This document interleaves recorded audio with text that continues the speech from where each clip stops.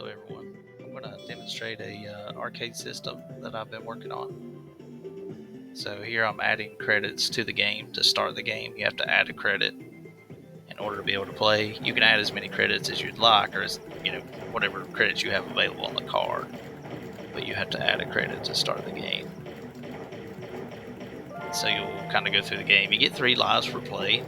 This game was programmed by somebody else, but I've modified it in order to work with this credit system.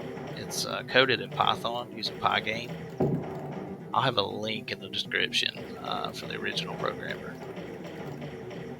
It's a fun game though. It's definitely worth checking out. It's got several different levels, boss battles. It's really cool. It's got a high score system as well. I'm still working on getting that to work with the controls, with the joystick and the buttons.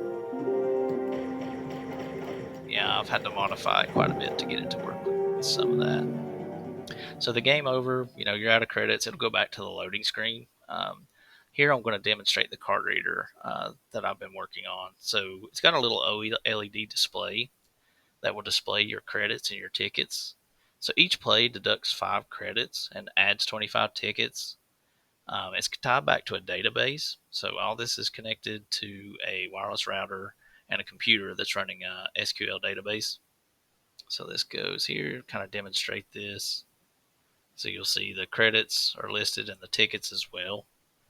The ESP32 connects back to the router, which is connected to the database, and updates the counts by every play. Kind of demonstrate that here. So this is the web interface that I've set up to kind of view the database in order to add credits. So it'll show me ticket counts, credit counts, and I can add credits, or I can remove cards. I can add cards. So here I'm copying the card ID. Going to add 50 credits to that card. You can see the credit count changed. So now I'm going to delete that, and I'll demonstrate that here in a bit. I'm just kind of showing the web server using XAMPP just for testing. So I'll go through here and show you. So the card I deleted, now when I tap it, it's going to say no credits available because it can't find that card.